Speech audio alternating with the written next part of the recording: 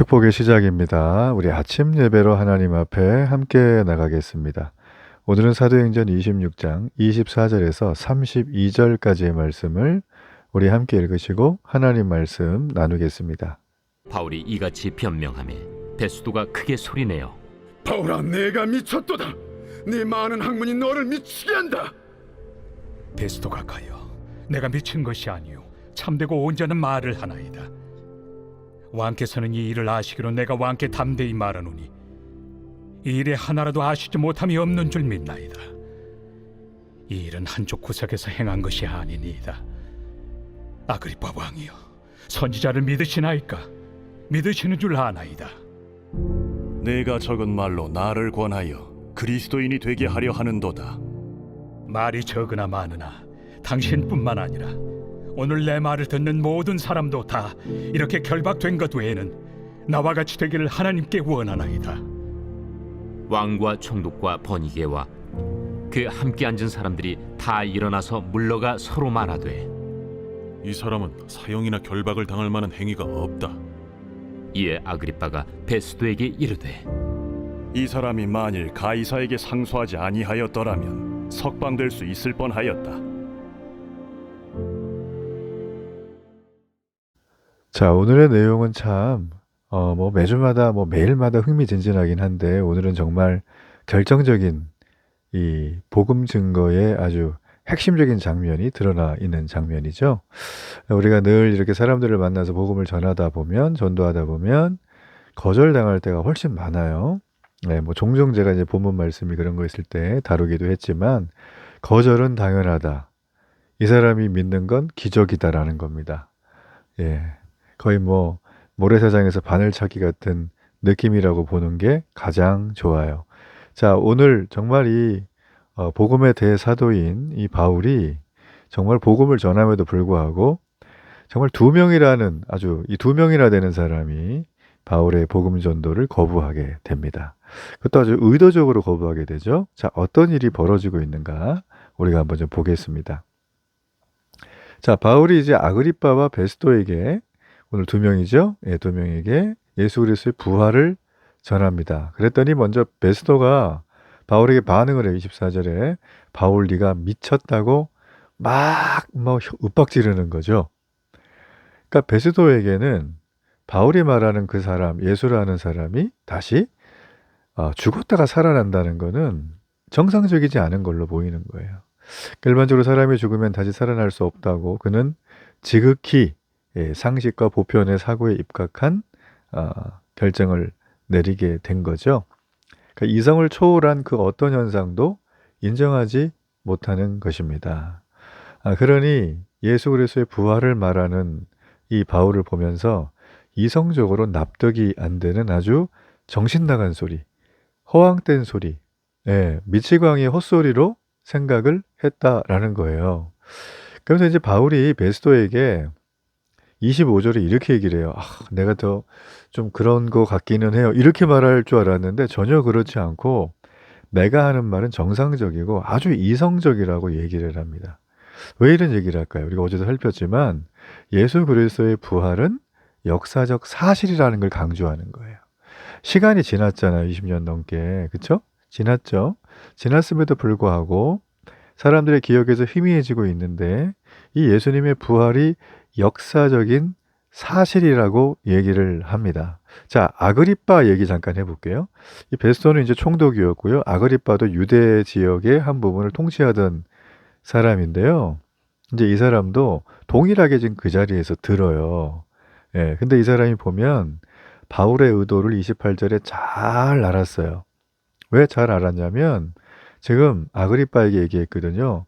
쭉 이 메시아 예수님의 탄생, 순환, 죽음, 부활, 자, 여기에 대해서 구약에 나와 있는 선지자들이 예언을 했다. 당신도 그거 알고 있지 않냐? 자, 이렇게 얘기를 했어요. 자, 이 부분을 잠깐 볼게요.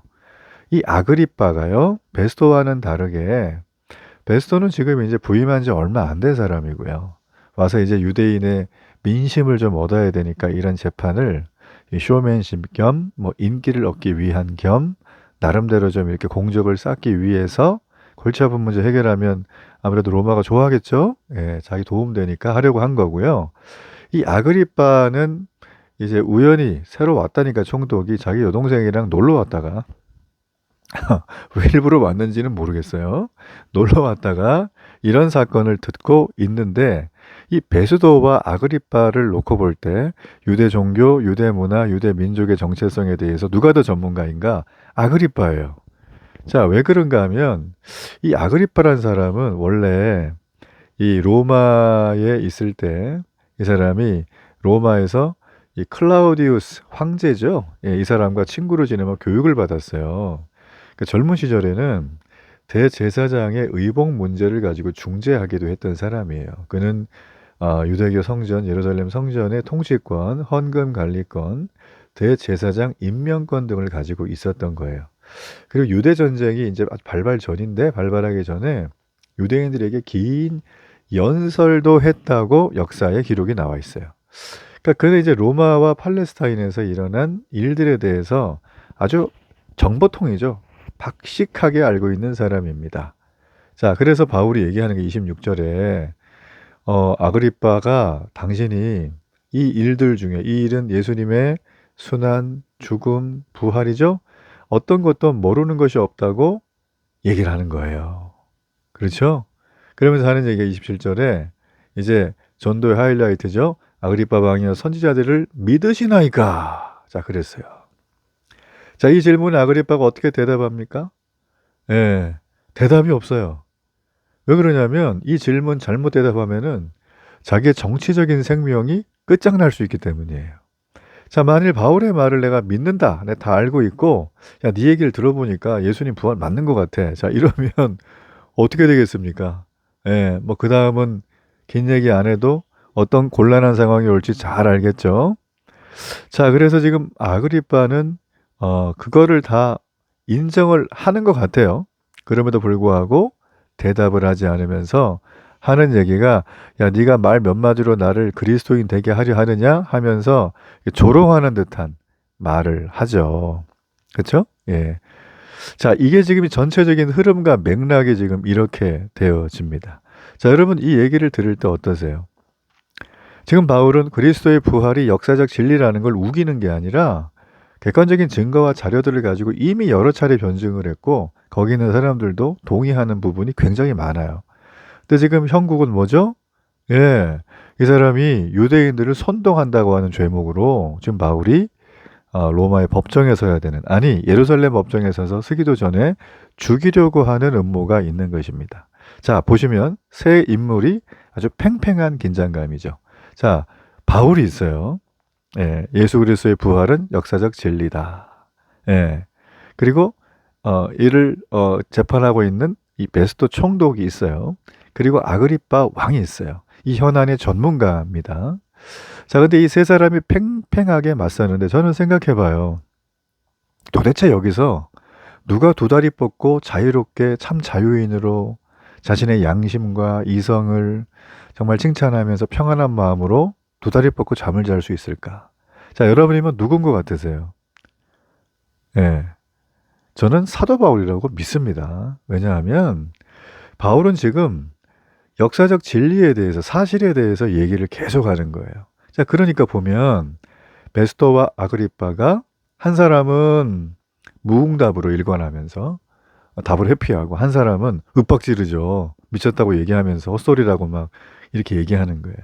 여러분, 우리가 언성을 높일 필요가 없는 게요. 이게 사실이고 진리라면 우리는 언성을 높일 필요가 없어요. 상대방이 이거를 그렇게 다 알고 있는데도 불구하고 자기 체면상, 자기 위치가, 자기가 앞으로 되어질 어떤 상황들 때문에 이걸 애써 거부하는 거죠. 자, 그러면 이런 반응이 나와요. 예, 일부러 무관심한 척하거나 회피하거나 아니면 반대로 공격적으로 나오거나. 자, 여러분, 우리가 이 복음을 전함에 있어서 이 베스토와 아그리빠의 모습에서 우리가 늘 접하는 모습을 보게 됩니다. 자, 여기서 우리가 정말 중요하게 파악해야 될 포인트. 복음을 전하는 자는 부활이라는 역사적 진리와 사실을 전하기 때문에 조금도 꿀릴 필요가 없어요. 당당하시면 돼요. 자, 이걸 전했을 때 받아들이는 건 누구예요? 이 말을 들은 사람이에요. 지금 바울은 이들에게 억지로 끌어가는 게 아니라 지금 여기 보면 아그리빠가 또 이 베스도가 자신의 말을 듣고 스스로 복음을 받아들여서 고백할 수 있도록 이끌어 줍니다. 이게 너무나 중요해요. 그죠? 굉장히 중요한 질문이에요. 그래서 정말 이거 볼 때마다 아, 그렇구나. 우리가 복음 전도를 이렇게 하는 거구나. 막 우리가 가서 뭐 애걸복걸 할 때도 있죠. 한 번만 교회 나와라. 내 체면 봐서 이번에 뭐 전도 집회야. 이런 경우도 있고요. 아니면 뭐 긴 시간 동안 정말 얘기하지 않지만 삶으로 보여주면서 결국 오게 만드는 경우도 있고 어떨 때는 뭐 다른 경우도 있어요. 근데 여러분 우리가 정말 복음을 전할 때 제가 말씀드렸지만 복음을 전할 때는 모래밭에서 가시 찾는 것처럼 우리에겐 항상 기적이 필요한 거예요. 기적이. 아무리 우리가 헌란한 말을 하고 잘 섬겨주고 맛있는 거 사주고 선물을 줘도요. 사람은 그냥 인정상 가주는 경우가 있지 이게 마음으로 믿어지는 거는 참 어려워요. 자, 그렇다고 복음 전도를 포기할까요? 지금 바울이 포기했습니까? 바울은 오늘 이 본문 이후에도 로마에 가서도 그가 가택 연금을 받으며 2년 넘게 계속 끝까지 하나님 나라와 이 복음을 얘기하다가 그는 순교했습니다. 자, 여러분 우리가 이렇게 거절을 받게 되면 참 많이 피곤할 수 있지만 낙심될 수 있지만 그러나 희한한 건 복음을 전하면서 거절을 당할 때 오히려 새 힘이 솟는다는 거예요. 거절했어? 그래 나 새 힘 쏟았어. 이건 내가 막 이끌어내는 게 아니라 하나님이 힘을 불어넣어 주시는 거예요. 하나님이 지혜를 불어넣어 주시는 거예요. 하나님이 상황을 만들어 주시는 거예요. 제가 이제 우리 선배 목사님들의 이 목회기, 목회 일대기, 뭐 교회 스토리를 듣거나 책을 볼 때마다 감격하는 주제는 어떻게 이런 위기가 다가올 수 있을까? 뭐 어떤 사람이 심지어 죽기도 해요. 그런데 그런 상황에서도 하나님이 전화위복으로 복음 앞에 분명히 서 있는 그 목사님과 교회를 향한 하나님의 축복하심이 넘친다는 걸 뭐 수많은 간증과 책을 통해서 보게 됩니다.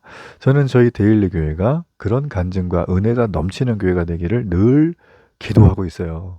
네, 우리 자신감을 가지시고 자부심을 가지세요.